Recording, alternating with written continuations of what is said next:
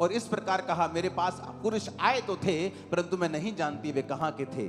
और जब अंधेरा हुआ और फाटक बंद होने लगा तब वो निकल गए और मुझे नहीं पता वो कहाँ गए हैं। तुम फुर्ती करके अगर पीछा करो तो हो सकता है तुम उन्हें पकड़ लो। उसने उनको घर की छत पर चढ़कर सनई की लकड़ी के नीचे छिपा दिया था जो छत पर सजा के रखी थी।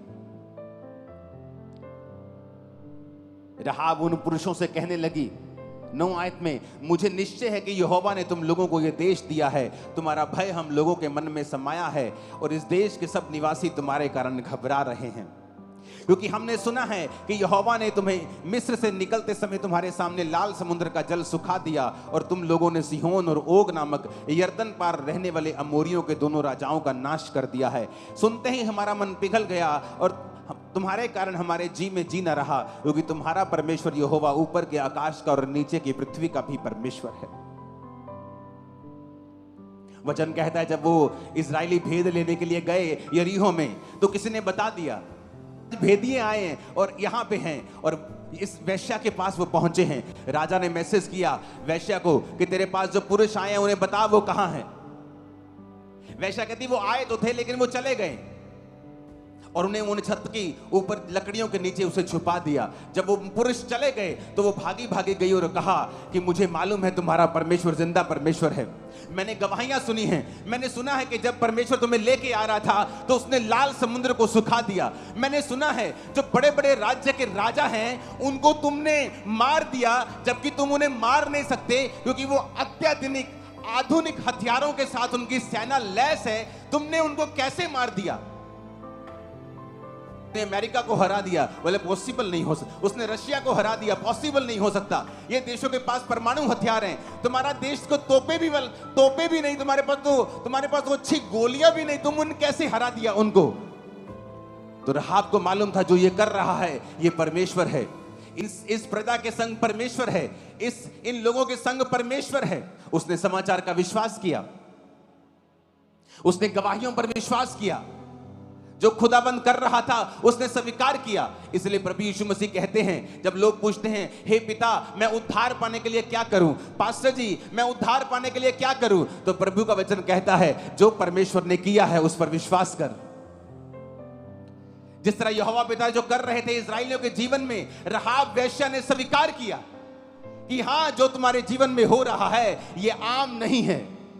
क्या कैंसर जाना आम चीज है? क्या लोगों का चंगे होना आम चीज है? हाथों को हिलाओ, जिन्होंने नशा छोड़ दिया है दोनों हाथों को हिलाओ। क्या ये आम चीज है? नहीं। उन्होंने देखा ये आम नहीं है, उस वेश्या ने देखा ये आम नहीं है और उसने सुसमाचार के ऊपर विश्वास किया। वचन कहता है वो उन आदमियों के पास गई और कहा कि मैंने गवाहियां सुनी हैं, क्योंकि हमारे लोग तुम्हारे कारण घबरा रहे हैं, जैसे आज लोग क्रिश्चियंस लोगों के कारण घबरा जाते हैं, घबराते हैं वो। उन्हें लगता है धर्म परिवर्तन चल रहा है, लेकिन परमेश्वर का राज्य यहां का नहीं है, उसका राज्य आत्मिक है। और वचन कहता है राहाब वेश्या ने परमेश्वर के योजना के ऊपर विश्वास किया और उन आदमियों से कहा अब मैंने जो तुमको बचाया है तुम मेरा ध्यान रखना, मेरे घर वालों को, मेरी फैमिली को और जो कुछ उनका है छोड़ देना। उन्होंने कहा इस घर में जहां तू रहती है, अपनी फैमिली, अपने लोग जितने इस घर के अंदर होंगे वो बच जाएंगे। अगर घर से बाहर आए तो मर जाएंगे, अगर बाहर आए तो हम अपनी शपथ से छूट गए, अगर तुम में अंदर रहते हुए किसी ने मार दिया तो उसका प्राण हमारे सिर के ऊपर होगा। लाल डोरी बांध देना अपने घर के बाहर। मेरे लोग जब लाल डोरी देखेंगे किसी घर के बाहर तो उस घर को वो छोड़ देंगे। परमेश्वर ने कहा तू बच, तेरा घराना बचाया जाएगा। आज भी बहुत से लोग हैं जब अन्य जातियों में वो रहते हैं, लेकिन जब परमेश्वर की महिमा को देखते हैं, जब परमेश्वर की चंगाई को देखते हैं, परमेश्वर के कामों को देखते हैं, वो सुसमाचार को सुनते हैं कि परमेश्वर वाकई ही धर्म परिवर्तन करने नहीं जीवन बदलने के लिए आया है, वो रिस्क लेते हैं। राहाब वेश्या ने रिस्क लिया।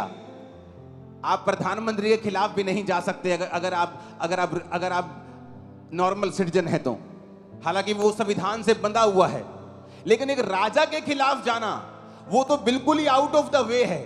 अगर राजा के खिलाफ गए तो राजा को कोई भी केस करने की जरूरत नहीं है तुम्हारी कोर्ट के ऊपर, वो सीधा तुम्हें मृत्यु दंड दे देगा और कोई उसको रोक नहीं सकता।